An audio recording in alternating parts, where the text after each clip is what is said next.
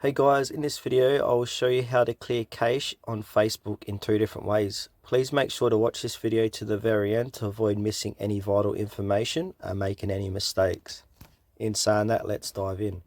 Alright, the first thing you need to do is head over to your Play Store, search for Facebook, and make sure Facebook is updated to the latest version. Once that is done, click on Open. And now you want to click into your profile. Click into the free hamburger symbol thing and then click on the gear icon.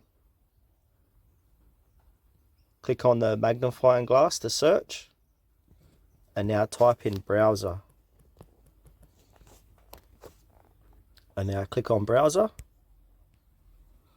and under browsing data you'll have this option called your browsing data. Click on clear. And there you go, your browsing data cache has been cleared.